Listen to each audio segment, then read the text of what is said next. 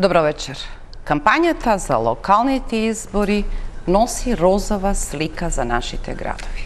Надпреварот е кој повеќе ќе понуди и кој ќе се досети за повеќе модерност и шанса за градовите кои ќе можат да го живеат овој век. Во заднина на таа розова слика живеат застрашувачките последици од децениската негрижа во неколку еколошки црни жешки точки. Тие не се последица, би рекла, секоја влада на нас, но се доволно силно историско наследство во отпад, опишано во тешки метали, во радиоактивен материјал, во состојба на депонии во кои дури нема ниту никаква ознака или една обична табла која упатува на заклучокот дека тоа е место кон кое не треба да се доближувате. Оваа приказна чини милиони евра. Веќе 20 години на масата во Министерството експертите завршиле се со помош на Европската Унија. Мапирани се 16 клучни жешки екоточки во Македонија. Има и уште други предизвикувачки прашања. Но 20 години подоцна стратегијата стои на маса. Почетокот ни навидум не изгледа дека е возможен да отпочне, а приоритетите во опишувањето на секој буџет на централната влада некако веројатно имаат тенденција дека баш за тоа нема пари. Најзагрозени се Полошкиот и Скопскиот регион. Најголемиот дел од жешките точки кои може да се опишат со концентрации исклучително загрозувачки во околности на било каква елементарна непогода или негрижа која со времето ќе стигне до подземните води. Експертите велат, го ризикуваме рашче, ризикуваме многу повеќе од вашата сметка дека во сиромашна држава ги нема милионите со кои можеме да се справиме со последиците од индустрискиот отпад. Има вистина во таа приказна за милионите, но има вистина и во приказната дека освен пари, неопходен е тој почеток на брза приказна за акција. Тоа што се случи во Трубарево и особено во Вардариште и Дрисла, покаже всушност дека нашиот аларм или нервоза околу тоа колку ќе се загушиме во овој град е присутна само кога зборуваме за тоа што очигледно ќе го помирисаме, ќе го почувствуваме или ќе го видиме. Но она што и се случува на почвата, она што е вистинска ужасна приказна за градот во кој живее 1/3 од населението на оваа земја, покажува до кој степен стигнала негрижата. Може ли тогаш, ако Скопје е во ваква состојба, да зборуваме за одговорност или приказната дека 50 години држиме отворен рудник во кој луѓето во Липковскиот крај се трујат со арсен и сами ги плаќаат сметките да проверат од сопствените бунари каква вода пијат. Тоа е тажната приказна во заднина на овие прекрасни слики за модерноста на скопските градови. И вечерва на таа тема мои гости се двајца искусни универзитетски професори кои одработиле добар дел од овие студии и кои знаат скоро се за тоа во каква состојба се наоѓаме во моментот и зошто ништо од тоа не е приоритетно. Добро вечер, Златко Илиевски, професор на Универзитетот Гоце Делчев од Штип и работите на Градежниот институт Македонија. Оттаму доаѓаат студиите и искуството во големиот дел од темите за кои што вечерва сакам да разговараме. И универзитетскиот професор во пензија Трајче Стафилов. Добро вечер, професор, и за вас. Природно-математички факултет, Институт за хемија и неверојатно искуство, па би рекла освен професионално, веројатно во еден дел и екологистичко и како се вели и активистичко, дека мора да се направи се да се помогне ако некој има намера да тргне во решение на овие проблеми. Ќе видиме првата пауза за реклами и стартуваме со дебатата.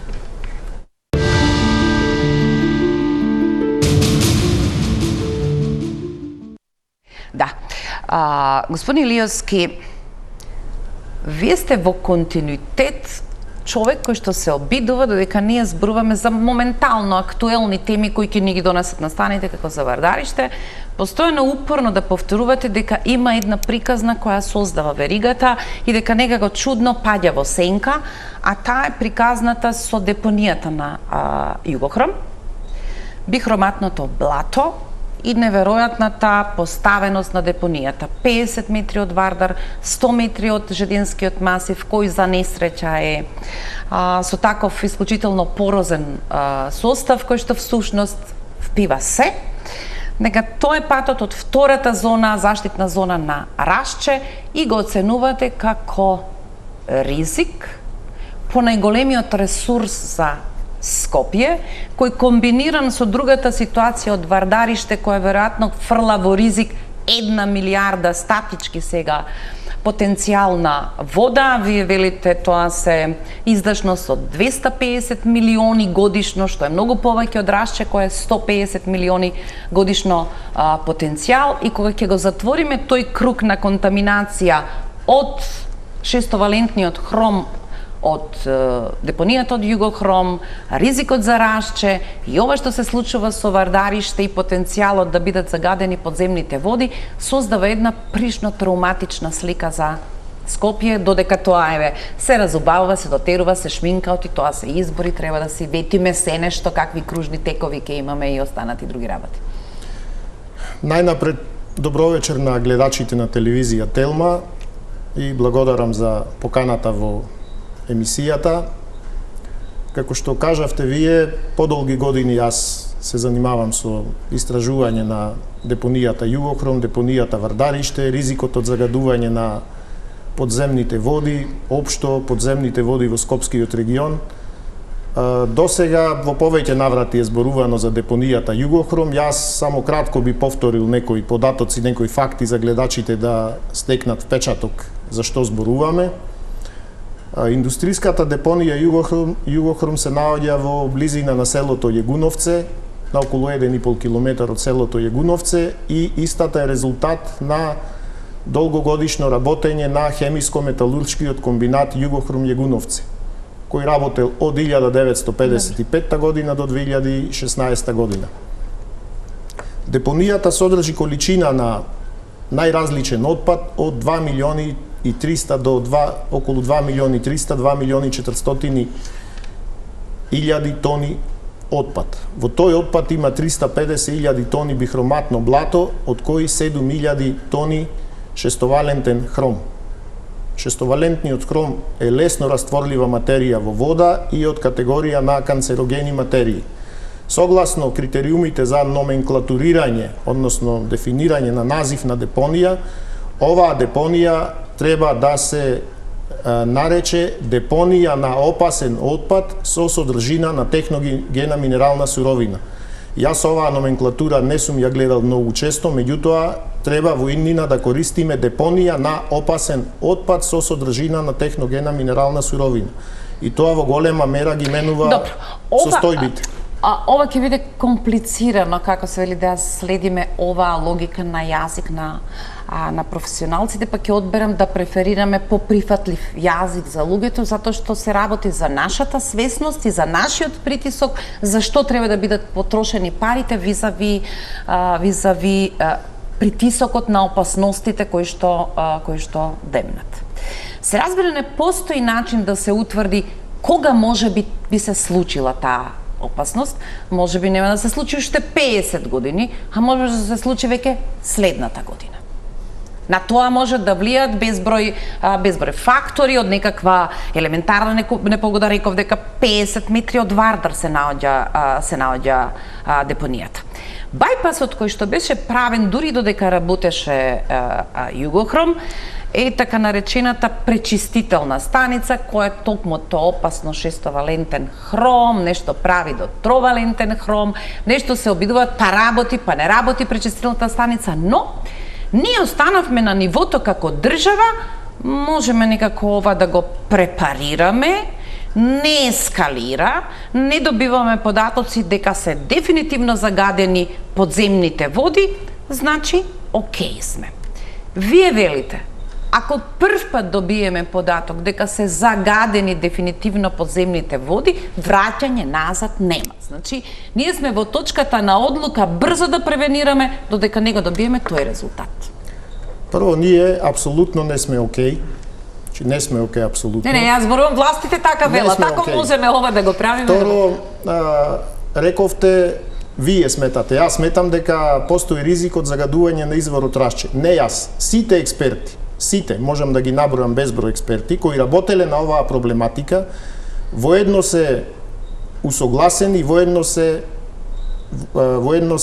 јасно, дефинитивно. Не реков дека вие сте извоен глас, но бидејќи сте тука во студиото, го користам сакам да го потенцирам ризикот од загадување на изворот Рашче. Значи тој ризик постои.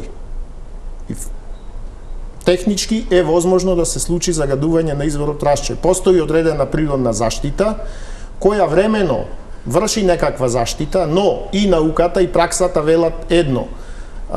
Не постои потполно резистентна средина. Средина која ќе биде изложена на притисок од контаминација, а таа средина е изложена на интензивен притисок од контаминација, кога да е во даден момент ќе попушти и ќе се случи несакана последица. Несаканата последица, како што рековте вие, е со трајни последици да не можеме ние да ја користиме водата од изворот Рашче. И тоа е сериозен ризик. Да дадам збор на професор Стафилов. Само сакам да затвориме оваа приказна додека да стигнеме до Вардариште. Сега го следам тој тек. Нашата надеж дека пумпите Нерези Лепенец ќе ни бидат од помош е со лимитирана употреба. Вие протестирате дека изборот во овој период сега кога имавме недостаток на водите значеше максимален зафат и на тие пумпи, меѓутоа вие велите дека кога ќе одите на максимум, тоа значи дека постои опасност да повлекувате вода од Вардар. Вардар е 4-та категорија, што би се рекло отпадно корито. И тука сте во проблем дека не можеме да ја одржиме приказната, добивате чиста вода, се е во ред, пиете од чешма. Технички бунарскиот систем Нерези Лепенец има капацитет од 1400 литри во секунда. Тој е од прилика можеби 40% од вкупната потреба на градот Скопје.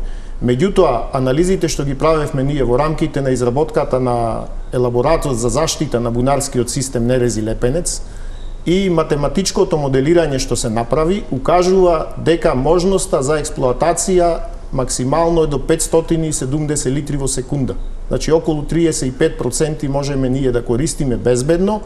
Кога тој лимит, таа количина ќе биде надмината, се ствараат услови на повлекување на поголема количина на водата од реката Вартар кон бунарите. И во тој случај постои ризик да ние имаме нечиста вода, бидејќи Вардар е од 4-та категорија на тој дел од теренот. Професор Стафилов, веднаш го започнав разговорот со пример или ситуација која сметам како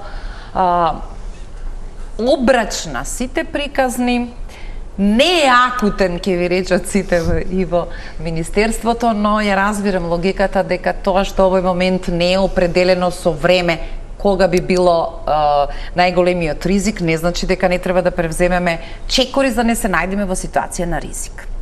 Вие сте еден од луѓето кои што учествува во проектот кој што го финансира Европската комисија, а тоа е таа сега веќе користена мапа од 16 еколошки точки. Тие се мапирани, завршени, потоа требаше да следуваат стратегии, политики, има дел од тоа направено Министерството, но зборуваме ли наизуст, дури ние овдека во студиото и податоците кои што ги користиме, ако ние реално зборуваме за скоро депонии, секој од нив се наоѓа блиску до Вардар, некој од нив како Вардариште буквално се ископани до подземните води, а реално за почеток, за да знаеме зашто зборуваме или вие пред се зашто зборувате, ни недостига континуиран мониторинг на подземните води, а ние тоа го немаме. За жал, и постојниот мониторинг кој што го спроведуваше тогашниот хидрометеоролошки завод, сега Управа за хидрометеоролошки работи, не постои. И јас, колку што се сеќавам, имаше околу 400 локации каде што се земаа примероци од подземни води и се вршеше редовен мониторинг. Ние дори го редуциравме и мониторингот на површинските води, кој што исто така е во надлежност на управата. Мислам дека сега работат околу 60 на такви од 150-60. Уште помалку. Добре. Така што генерално нашиот мониторинг не само на подземните води, туку мониторингот на почвени отсуствува, практично не постои. Мониторинг на аерозагадувањето го имаме воспоставен и на ниво на Републиката, но и во Скопје, посебно со 5 автоматски станици, но параметрите кои што ги следиме се недоволни, за да добиеме целосната слика. Се вршат само континуирани мерења на некои од неорганските гасови, сулфур диоксид, CO2 и така натаму, азотни оксиди и цврсти честички, концентрација на цврсти честички под 10 микрометри, во некои станици под 2,5 микрометри. Нас не отсуствува мониторинг на токсични, органски, хемиски субстанции кои што се генерираат и во индустријата, но посебно при употребата на биоматеријал за грејење, возилата исто така. Во многу земји таков мониторинг е воспоставен, бидејќи тоа е најдобрата индикација. Ние таков мониторинг не можевме да воспоставиме дури еднократно во Трубарево, например. А при горење на таков опасен отпад, најголем ризик е од создавање на такви токсични субстанции во групата на диоксини, фурани, полициклични ароматични јаглеводороди.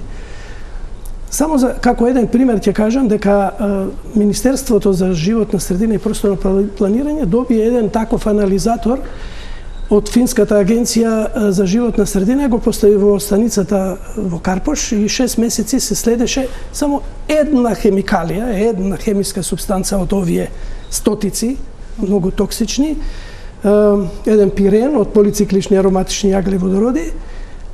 Од септември до јануари концентрациите само на таа една хемиска субстанца, стотици се генерираат, како што кажав, ги надмина за 25 пати максимално дозволените концентрации. Ние тоа не го следиме. Значи, таков мониторинг е нужен, неопходен, не мора да го имаме по сите станици, меѓутоа треба да го Само да довршиме да бидеме појасни. Ако се направило мапирање, зборуваме за 20 години кога стојат документите, ако се отвори сега таа стратегија, ќе видиме дека сите букви буквално се како вчера напишани, ама акција која чини пари и добар план за работа без малку нема. 20 години за историски отпад од овој карактер како што произвела македонската индустрија, како што произвеле рудните комплекси и какво што произвел комуналниот отпад, како веројатно најстрашна слика, веројатно е тоа вардариште, да ископаш базен, да стигнеш до подземната вода и директно во него да фрлаш со години се, вклучително и медицински отпад и се останато. Идејата почнала од по земјотресот, ќе мораме негде да го одлагаме шутот. Потоа градот, како се вели, се почувствувал во ред на ти со своите други ангажмани и тоа некако станува трајна депонија. Дали од таа состојба 2005-2006 година, зборуваме сега за 25-та-6, зборуваме во смисла на последици за доволен долг дегенерирачки период во кој што сознанијата за кои зборуваме тогаш кога сме ја создавале категоризацијата, денеска кога би се навратиле одново би добиле уште далеку повлошена и позастрашувачка слика, ако тоа некого застрашува. Во моментот кога се дефинира локациите по стандарди на Европската унија, тогаш за категоризација на индустријски отпад, Европската унија веднаш, значи 2006-2007 година веднаш финансираше изработка на физибилити студии за 5 најкритични, тие кои што беа на првите 5 места, во кои што се дадоа сугестии, елаборации и предлог решенија, кои што требаше дополнително да се разработат во изведбени проекти и да отпочне решавањето на овие критични локации. Во 2006 година со Законот за животна средина се воспостави и контрола на работењето на индустријата преку добивање на интегрирани еколошки дозволи, кои што ги издаваше и се уште ги издава Министерството. Добре, да скратиме. Нешто од таа акција помогна да не создаваме нови последици. Не само тоа, туку помогна да се намали ризикот и да се решаваат некои од овие локации. И некои сме решиле. Некои сме решиле, например, такви позитивни примери имаме. Морам во оваа прилика да ги наведам кои се тие. Окта, например, го реши проблемот со тешките фракции, заради која што беше дефинирана како жешка точка. Го зелени тој простор и така натаму. Макстил изврши реконструкција на филтерот, вложи 15 до 20 милиони евра за подобро работење. Фени исто така вложи слични средства. Морам да кажам дека Бучим вложи десетици милиони евра за решавање на проблемот со подземните и површинските води. САСА исто така вложи големи средства за покривање на јаловината флотациона за да се спречи емисија на прашина. Тие беа и приморани со овие еколошки дозволи тоа да го направат, инаку им предстоеше клуч на врата. Добро. Но остана оние депонии кои што не беа дадени на концесија понатаму индустријските објекти, кои што остана во надлежност на државата. Тие ни се критичните. Тука е Југохром, пред се, Охес, морам да го наведам, Лојане, во Велес депонијата на отпадна троска од топилницата и уште неколку други. Ке зборуваме за уште една, сега за нас е тоа сосема нова. Која е па сека оваа депонија во Згрополци?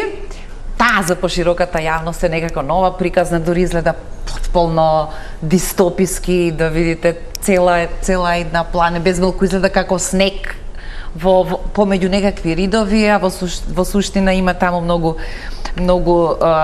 приказно за која се смета дека може да биде ветувачки, за таа ќе зборувам околу проектот во кој што Македонија учествува. Професор Илиевски, слушам дека професор Стафилов смета дека е важно да се истакне овие дале 10, овие дале 25. За мене беше шокантно, например, кога на турците го издаваат повторно рудникот во Лојане, концесиската такса 5 пати препрочитував, да не е некоја грешка.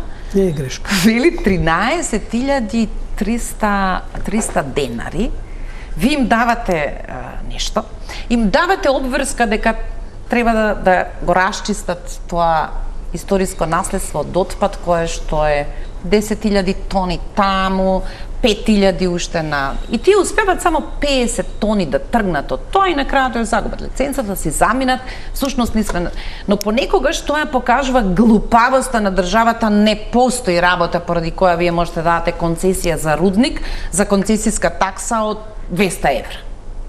И сега тоа е односот веројатно како го цените наследството од последиците и бизнисот на некој кој што ќе дојде без да се реферира на тоа дека училиштето Рилиндија буквално го дели дворот со рудникот Лојане и дека тој регион живее под контаминација од арсен, кралот на отровите или тивкиот убиец на луѓето.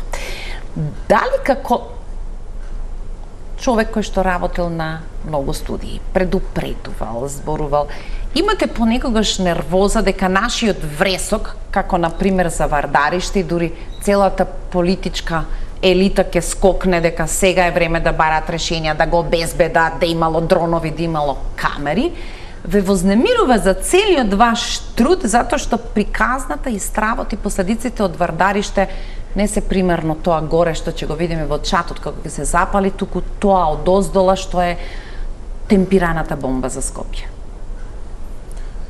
Од една страна активностите и промоцијата сега на депонијата Вардариште и насоките за нејзино решавање, од една страна можеби ме вознемируваат, затоа што требаше да дојде момент тој чат да ни дојде во становите, да ни дојде во нашите дневни соби, да почнеме дома да го дишиме и требаше да дојде до момент да се случат протести за надлежните институции дефинитивно да сватат дека нештото е сериозно, а сериозно било и пред 15 и пред 20 години, и да влезат во активност на решавање.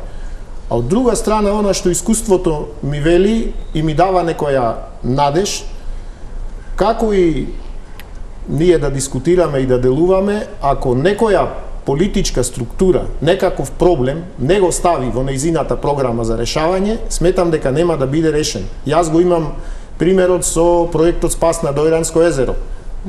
Бев активен учесник во проектот. Кога тогашната партија, мислам дека беше ВМРО, го стави во програмата за решавање, и на база на тој решавање на тој проект се добива публицитет, се добива гласови, тој проблем беше решен. И сега ми дава надеж, ако сега партиите, и едните, и другите, и третите, го ставаат во нивните политички агенди, ми дава надеж дека ќе се тргне во насока на решавање на тој проблем. Од една страна, а од друга страна се наоѓа во централно градско подрачје, сите го гледаме, пред очи ни е, чадот го дишеме и го дишеме она што го гледаме, значи во момент кога има пожар. Меѓутоа, таквите депонии имаат континуирана активност. Во внатрешноста континуирано согоруваат и континуирано испуштаат токсични материи, што можеби не ги гледаме како чат, меѓутоа да се постави некој мониторинг активен на самата депонија, ќе се констатира што таму се случува. Она што сега го комуницираме, и морам да признам дека прв пат го ставаме на некаквата наша мапа на интерес, е депонијата од хемиската индустрија Велес, Згрополци. Има сериозен потенцијал на отпад. Вие велите, би било подобро да го користиме терминот секундарна суровина, а тоа е поради потенцијалот на тој фосфогипс да може да биде користен или рекреиран понатаму во други производи. Грешам ли, професора, ако речам дека се додека не пронајдете технологија или нови производи во кои што ќе може да биде аплициран, тоа во секој случај во овој момент е отпад. Проценет од надлежните институции во Министерството како низок ризик, прво на основа на тоа дека околу нема 1,5 километар нема жители. Но некои студии покажуваат дека частичките од прашината стигнале дури до стоби. Да речеме, има истражувања за тоа. И дека тоа не е последица на аеросолите и киселите дождови, туку се директно честички во составот на тие PM10 таму на локалитетот, кои се директно поврзани со оваа депонија. Близината на Вардар може да упатува на заклучок дека тоа на ист начин може да биде проблем и за водите. Што е сега поважно? Вие работите проект на кој што еден од партнерите е Градежниот институт. Намерата низ 6 земји, меѓу кои Македонија, Србија, Хрватска, Италија, Португалија и мислам Полска. Да. Португалија, мислам, не е Шпанија, Португалија. Тоа е тој пул на одбрани земји, еве некој од тие приказни на овие познатите проверував. Ако е се исто со фосфатната руда која што била користена, Хрватите по затворањето на Петрохемија, тоа е тоа што го зборува професор Стафилов, и од дењето во стечај, државата ангажира фирма која го одржува депонијата. Таа за почеток, за разлика од нашата, е покриена со вода. Тоа спречува можност прашината да лета. Има уште некакви други техники на одржување на тоа што го имаат. Знаете дека нашата ниту е обележана, ниту е оградена, ниту некој е задолжен за тоа.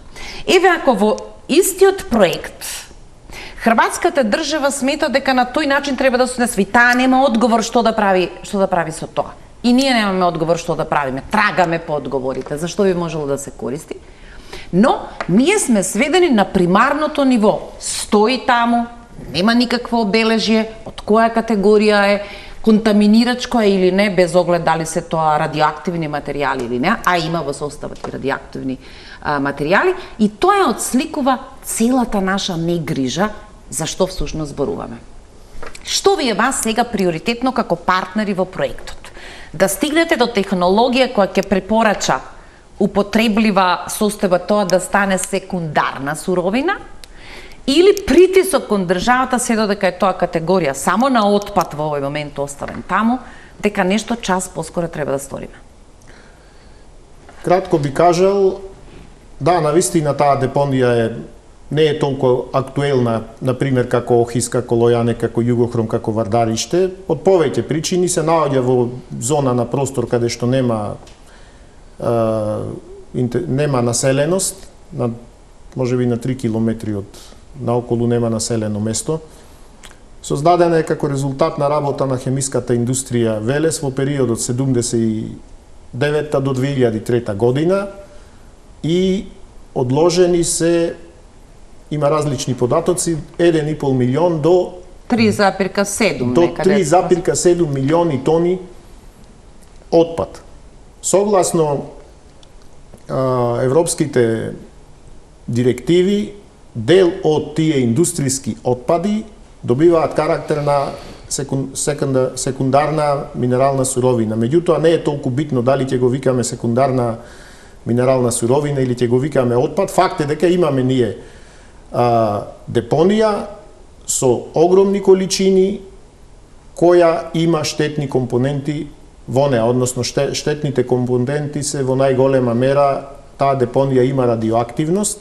Не е толку голема радиоактивност да биде застрашувачка радиоактивност, но прашината, депонијата е отворена.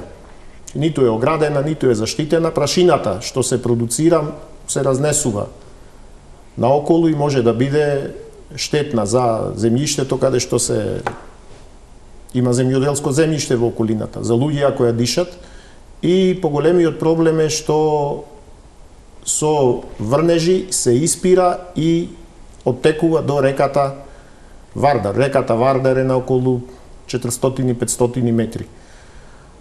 Тренд, европски тренд е, таквиот тип на депонии да се истражуваат со намера да се најдат техники и технологии за можна реупотреба на таквиот отпад. Всушност и проектот Fig Fighters, каде Градежен институт Македонија е партнер, е иновативен проект финансиран од Европската Унија. Проектот не го решава проблемот со отпадот, дека отпадот ќе го земиме и ќе го однесиме некаде или ќе го покриеме. Проектот разработува технологии. И она што досега ние сме го констатирале. Во пилотот се веројатно една фабрика за хартија, да, фабрика за детергенти и цементна индустрија. Професор Само една реченица да довршам. Она што мене ме охрабрува, ваквиот тип на материјали. Значи, ова е материјал по хемиски состав гипс. Се нарекува фосфогипс, затоа што потеклото му е од фосфатни руди. Може да најде примена во цементна индустрија. Ние правиме сега лабораториски тестови, има заинтересираност од фабриката за цемент Титан во Скопје за можност на употреба на тој гипс во производство на цемент. И кога тој гипс ќе се додаде во количини од 5%, апсолутно е безбеден и нема никакви негативни влијанија на квалитетот на финалниот производ што би се добил. Ке направиме потполна збрка, професор Стафилов, ако влеземе сега да зборуваме што е тоа што може да се извезе, што е тоа што никој нема да ви го прифати, дури и тие точки што некогаш ги сметавме за отворени кои прифаќаат се, веќе создаваат регулатива дека не прифаќаат се. Ако сме сигурни или искрени дека ќе чекаме до некаквите конечни решенија кои се прилично скапи, да го конзервирате, ставите во некакви контейнери, целото тоа јаловиште од рудникот во Лојане, ќе чини веројатно многу пари. Но, ако имаме прва линија на договор, веројатно би рекле, се што можеме да покриеме со земја, барем да го спречиме од ветриштата, носењето, е првото ниво на некаков општествен консензус. Оти, без оглед што зборуваме за Велес и можеме да изразиме се чувство дека тоа е градот кон кој гравитираат две несреќи. Последицата од топилницата и ова, бидејќи е близко до 12 километри. Пак од топилницата. Да. Првото ниво за кое веројатно можеле да се договорим и тоа што зборува професор Илиевски, Ако ја продолжиме веригата, тоа оди до наводнувањето, тоа на крајот завршува во производите, прашината завршува можеби и до лозјата во кавадарци. Никој од нас не е веќе сигурен дека и во Скопје е безбеден од последиците, затоа што сега овој друг циркулар на трговијата ви ги носи во целиот тој заеднички круг. Зошто е страшно да има, зошто е тешко да има брз договор, дека ќе имаме нулта точка од следната година и ќе речеме ова можеме да го покриеме веднаш со земја и барем да го заштитиме ширењето. Апсолутно сте во право. Јас ги спомнав физибилити студиите кои што предпроектните студии кои што ги изработи Европската унија со меѓународни експерти. Предлозите беа приоритет привремено покривање и барање решенија. Но кај некој од нив, како што е случајот со Охис, не е тоа безбедно решение дури и покривањето. Затоа Охис бидејќи да речеме голема да беше покриена таа е покриена со почва која што е контаминирана и почвата ветерот ја разнесува фината прашина. Ние детектиравме хексаклороциклохексани во центарот на Скопје. Значи се дистрибуира континуирано од кога се тие поставени таму, независно што со земја е покриено. Затоа таа беше ставена на прво место заради ризикот и еве пред неколку години се отпочна со пакување на тој отпад од малата депонија, која што е околу 10.000 тони заедно земја со хемикали, и се носи на уништување во смисла на целосно спалување на таквиот отпад во Германија и Франција. До сега се потрошени 7-8 милиони евра, уништена е околу половина од малата депонија, значи нас не чека отпад уште околу 100.000 тони. А однесени се и уништени околу 3-4.000. Пеленица при тоа не ја споменуваме. Пеленица е во тие 100.000. Големата е околу 50 и една од неверојатните приказни е всушност дека Пеленица е откриена релативно пред некоја година. Точно. И тоа поради индискреција, ќе го користам тој термин, на луѓето што работеле во Охис и знаат за одложувањето таму. Инаку во никаква формална смисла тоа на ниеден начин не било опишано или некаде задржано како податок дека таму има одлагалиште или депонија. Застанати се активностите последниве месеци заради отсуство на средства. Малата депонија нели е покриена со шатор за да се елиминира при искупувањето емисија на честичките од опасните хемикали. Се надевам ќе се одобрат средствата. Средствата се од страна на буџетот финансирани и од страна на програмата за операции и активности на Обединетите нации, УНОПС. Така што до сега веројатно околу 50% се од Обединетите нации средства и од владата. Застанато е и се надевам дека ќе се одобрат средства, огромни средства се потребни, ако на ваков начин продолжиме со елиминирањето. Прашање се стотици милиони евра само за Охис. Сакам да кажам, заради тоа што се потребни големи средства, другите депонии исто така треба приоритет да дадеме, ако не можеме да обезбедиме поголеми средства, да одиме на ова варијанта што вие веќе ја спомнавте, привремено покривање, обезбедување на тој материјал. Направени се проценки колку тоа би чинело, например за депонијата на Троска во Велес, меѓу 10 и 20 милиони евра, зависно од тоа на кој начин тоа ќе се изведе, до кој степен. За Лојане многу помалку, ама сепак околу 5 милиони беа проценките тогашни пред скоро 20 години, веројатно нешто повеќе, но можни се такви зафати. Некои од тие депонии се и финансирани, например, холандската влада имаше доделено средства да се покрие, таму има уште една голема депонија во Лојане, на флотациона јаловина, која што е околу 450.000 тони. Таа е покриена со земја, меѓутоа со мал слој, однесен делумно, треба и таа да се заштити, во неја има околу 2% арсен, 2% антимон, значи и таму имаме уште еден ризик. Депониите кои што се и понатаму активни и се одлага дополнителен материјал е депонијата во рек Битола со пепел, каде што има огромни количества. Така што и таму се потребни зафати дополнителни и се е поврзано со големи средства. Во вашата пристојност го разбирам терминот ке чини многу пари, ке чини многу милиони. Во растрошноста на нашите влади со милионите, сега некој од нив поминати на милиарди, 2 милиарди кредит, ке градиме брза пруга, е само една потполна разлика во приоритетите.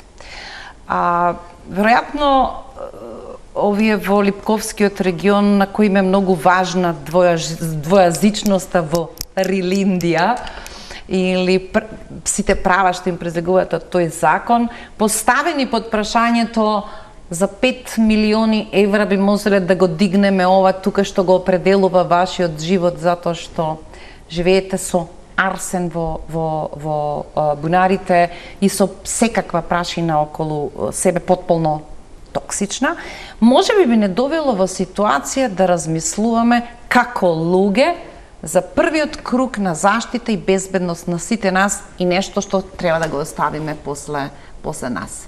Во таа смисла не ја делам дилемата за што е многу.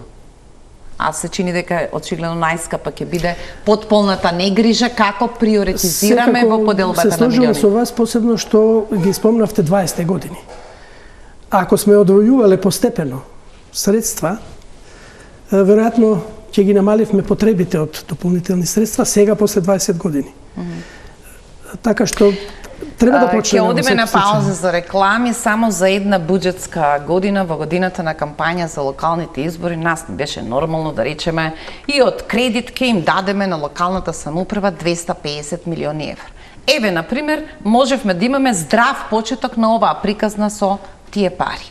А да видиме дека општините ќе можеме да најдеме друг тип на политики каде што ќе ги подигнат своите буџети и ќе можат да ги обноват улиците или со што аплицираа веќе за избори. Пауза за реклами.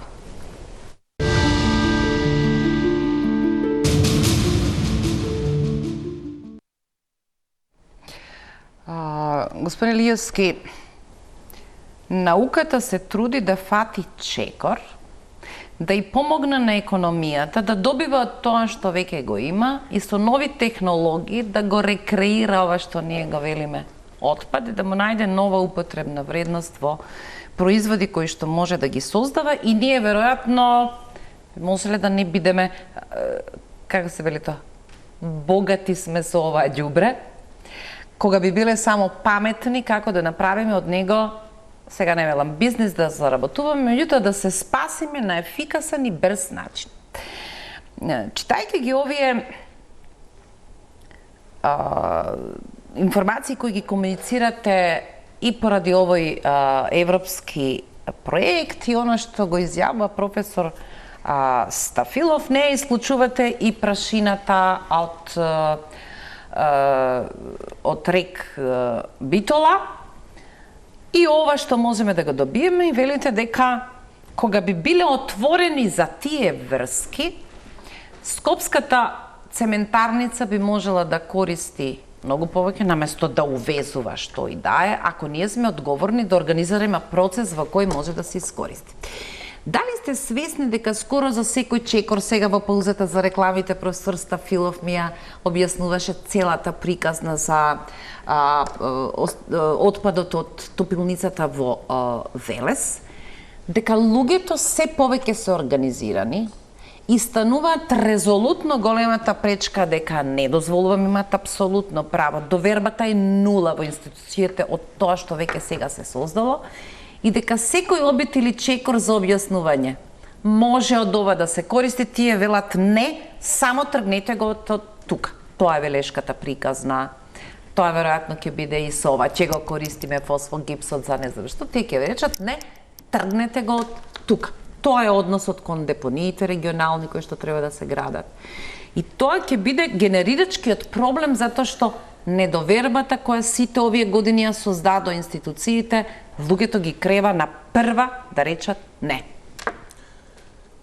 Во контекст на дискусија по ова ваша дискусија или прашање да не го наречам, ќе спомнам една моја теза, еден мој пристап како човек што го применувам. Ако нешто не знаеме или имаме дилема како да го направиме, добро е да видиме како другите го прават. Односно за случајов, ако имаме ние било какви дилеми, да видиме како тоа го прават европските земји, како се прави во Шведска, во Германија, во Белгија, во Шпанија, во Италија и така натаму.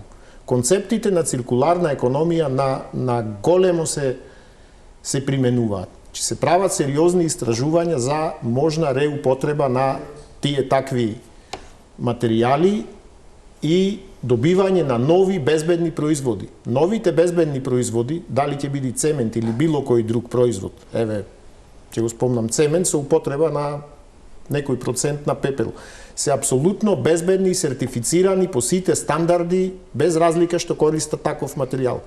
Значи ги задоволуваат сите стандарди и безброј проекти. Нас ова ни е 4-ти проект. Сакам да споменам еден многу позитивен пример, црната троска од Max Steel. Значи докажавме ние дека црната троска може да се користи во изработка на тампони, тампонирање на патишта и производство на асфалт. Тој производ е сертифициран.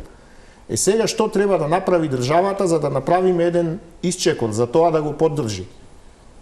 Може, гледајќи ги искуствата во другите земји, пример распишува тендер за изградба на некој пат, треба да даде услов доколку 20% од тампонот биде искористен од такви секундарни реупотребливи материјали, понудувачот има одредена предност. Тоа се применува во светот.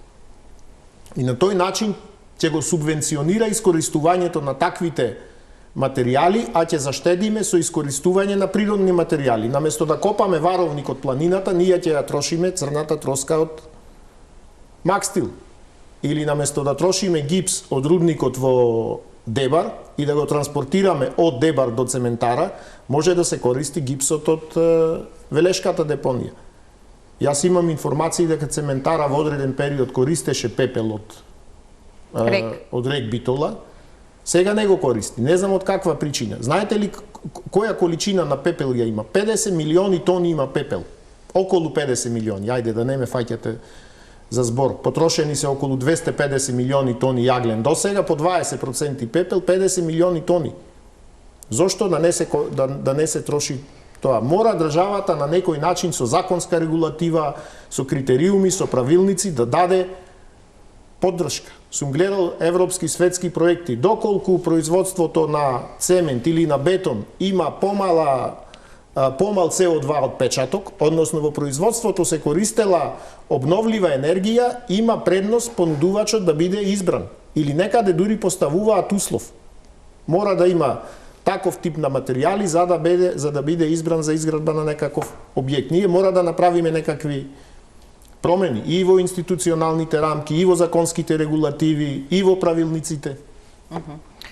Добро, ама со тендерите, знаете, нас мислата ни е на друго место, а не на ова што вие зборувате како услови во кои може да се спори. Јас би напоменал неколку скромни примери на искористување на овие секундарни минерални суровини.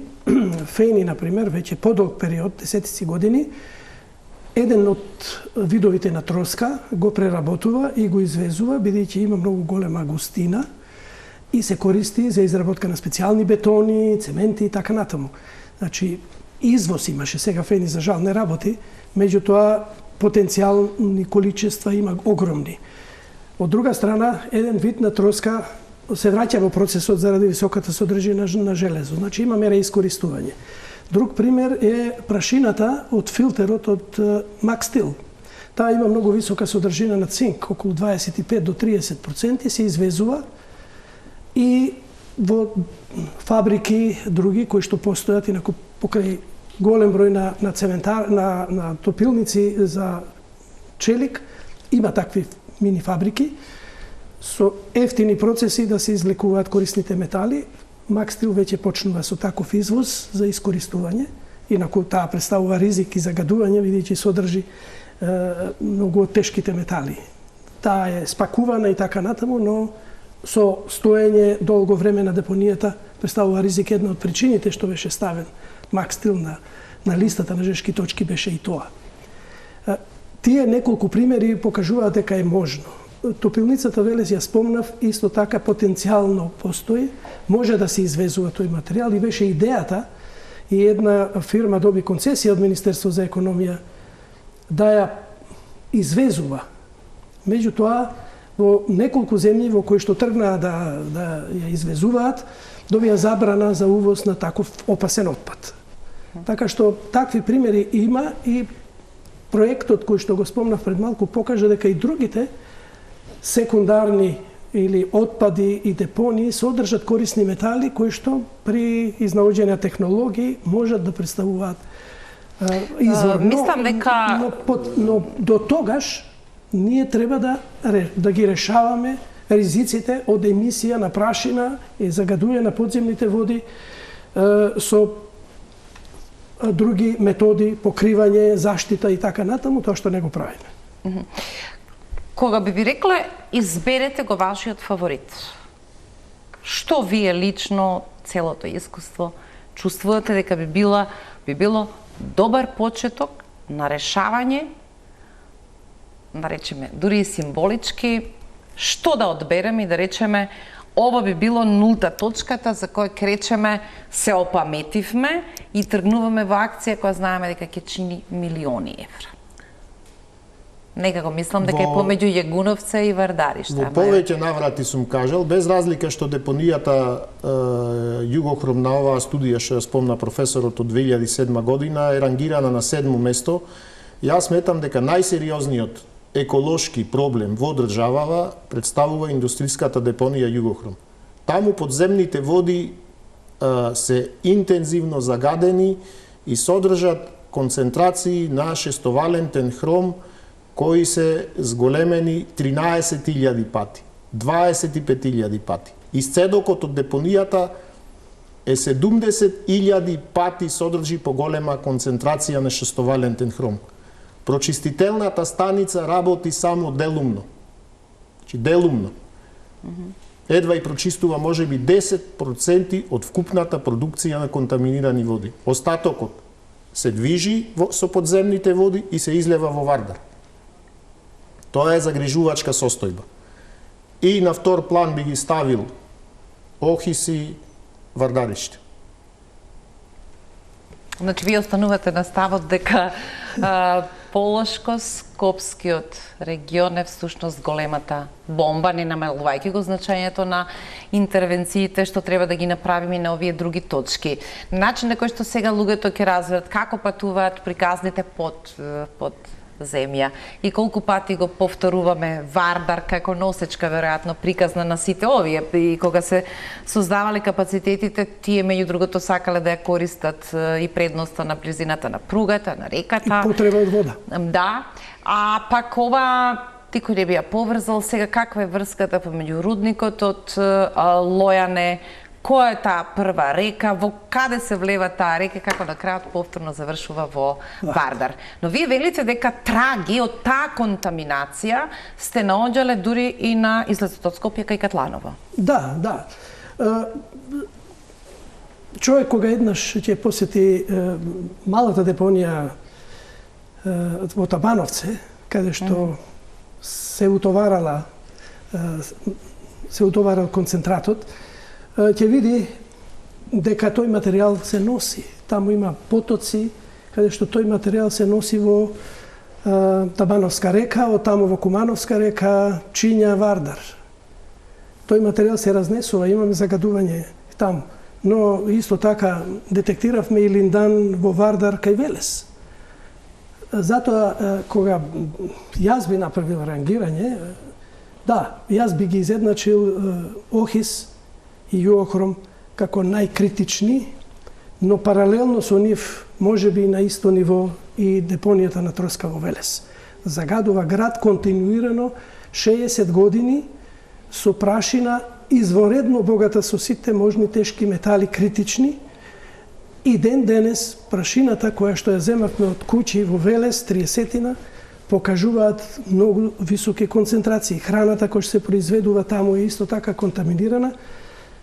Лојане од финансиски аспект ми се чини е најмалку средства се потребни да се реши барем со покривање. Извоз е многу тежок, бидејќи таков материјал тешко дека ќе може да се продаде, но не се направени напори Може би и може. Еден од предлозите на feasibility студијата на UNDP 2007 е тоа решение да се барат, да се однесе како за Охрид, што го решаваме сега привремено. Добро, ќе требаат, како се и во овие гранки, ќе требаат и менаџери кои разбираат нешто повеќе од само читање, студии, мерења, се останато. На крај сме на емисијата. Зговориќе за пауза од скоро 20 години, може би интензитетот на интересот на странските влади, на донаторите ќе намалува во смисла зошто ви финансирале повторно некаква студија, ако веќе имате студија, ништо не правите со студијата. Како стручњак, сега што велите?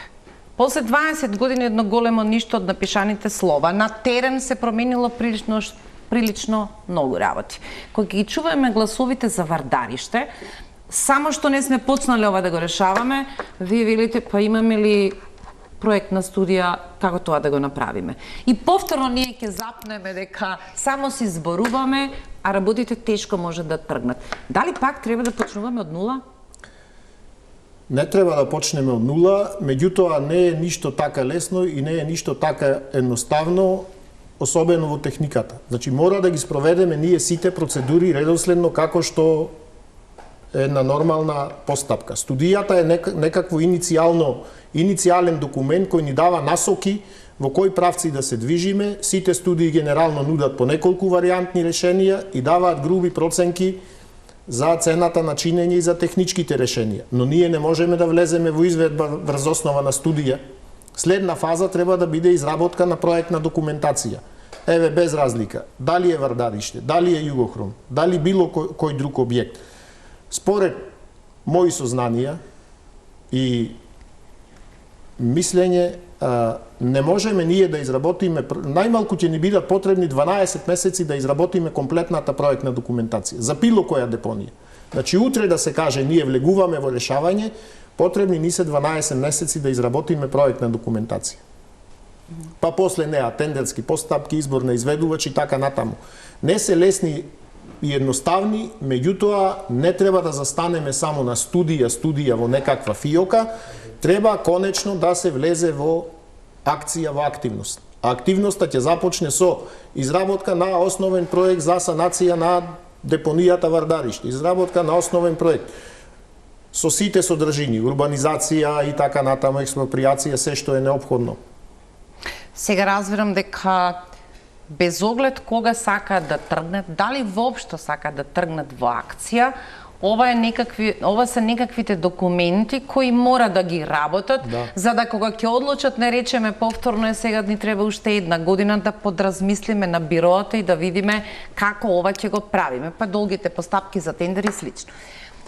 Од вас, професоре Стафилов, бидејќи сте професор во пензија, со долг период на комуникација со овие институционално одговорни луѓе за добар дел од овие теми за кои што зборуваме, тие реално се подмладуваат, доаѓаат некои кои се последица на изборен плен, не велам само министер, ќе дојдат, ќе сменат цела структура. Како ви изгледа проценката за капацитетите на Министерството и институциите што тоа ги покрива во фасилитирањето на овие предизвици? Знаете, се изненадив, например, дека еден од луѓето кои биле тука работела, една дама, била прва консултант во Тирана, кога тие ги развивале намерите за почеток на преговорите, а сега еден од главните луѓе кои што го водат поглавието за екологија која го отвори Тирана. Предпоставувам дека експертите ги наоѓаат начините како да одбегнат да стојат над масата на плановите кои веќе 20 години се тука. Знаете како, на ова прашање би одговорил со искуство од еден настан на еден меѓународен конгрес, каде што јас имав презентација за овие состојби и имаше презентација еден колега од Холандија, кој што кажуваше како ги решиле проблемите. Генерално, слични како нашите, дури и полоши. Тие имале 4 пати поголема депонија на линдан како во Охрид, хексахлороциклохексан. Јас го прашав, па како успеавте да ги решите тие пред 30 години и така натаму? Одговорот беше, знаете што, ние имавме чувство во Холандија, сите, дека во десетина години имавме влада за животна средина. Фигуративно, но дека целата влада или владите во тој период дали приоритет на решавањето на проблемите, заради тоа што сватиле дека трошоците за лечење на луѓето заболени поради загадувањето, смртните случаи се многу поголеми од средствата што треба да се инвестираат. На ова би додал информација од студијата професор Ѓорѓев од Медицинскиот факултет кој што ја презентираше овој период. На пресметки се правени врз основа на емисиите само на цврсти честички по 10 микрометри, дека имаме смртни случаи предизвикани само од аерозагадувањето од цврсти честички, не од хемикали, значи од цврсти честички, имаме околу 3 до 4 илјади смртни случаи годишно во Македонија, пред се доминантно Скопје. Кај нас во Македонија ние тој момент не го земаме предвид. Колку губиме? Губиме луѓе, губиме средства за лекување, работонеспособност и така натаму, тој момент холанѓаните тоа го пресметале, виделе дека мора еднаш да тргнат и тргнале во период од 10-15 години, главните вакви жешки точки ги решиле, но промена и на менталитет на населението, грижа за животната средина и така натаму, сето тоа е потребно, но овој момент е многу важен. Нашето време за вечерашната дебата истече. Ви благодарам што бевте мои гости. Мојот избор беше задниски од зад завесата да позборуваме за проблемите кои не ги гледаме. Може би не мирисаат, како што вели министерот за здравство, може би само мириса, но не е опасно, а длабоко контаминираат се и можат реално да бидат големата ужасна приказна за нашата негрижа. Ви благодарам уште еднаш. Почитувани, останете на фреквенцијата на Телма телевизија. Пријатно.